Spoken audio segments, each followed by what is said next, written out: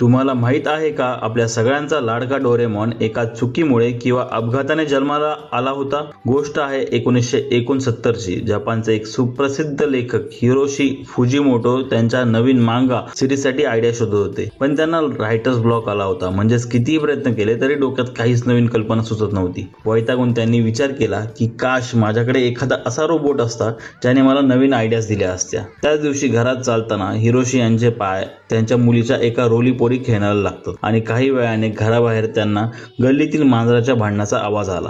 रोबोटची कल्पना, मांजर आणि गोल गरगरीत खेळणं या तिन्हींना एकत्र करून त्यांनी एक रोबोटिक मांजर तयार केली, ज्याचे शरीर त्या खेळण्यासारखे गोल होते. जपानी भाषेत भटक्या मांजरांना डोरा नेको म्हणतात, यावरूनच त्याचे नाव पडले डोरेमॉन. तसेच जपानमधील डोरोयाकी या मिठाईवरून त्याची आवडती खाण्याची डिश ठरली डोरोयाका. ही कथा चौथीच्या मुलांसाठी बनवली जात होती, म्हणूनच त्यांनी शोचा हिरो सुद्धा चौथीतर एका साध्या मुलाला बनवलं, ज्याचे नाव होते नोबिता. त्या काळात जपानमध्ये चौथीच्या मुलांची सरासरी उंची 129.3 सेंटीमीटर असायची, म्हणून हिरोशी यांनी डोरेमॉनच्या सगळ्या मोजमाप याच नंबरवरती ठेवल्या. उंची, वजन, ताकद, डोक्याचा घेर सगळं 129 सेंटीमीटर. लोकांच्या रोजच्या समस्या पाहून त्यांनी एनिवेअर डोअर सारखे गॅजेट शोधले आणि अशा प्रकारे तयार झाली जगातील सर्वात लोकप्रिय कार्टून सिरीज डोरेमॉन.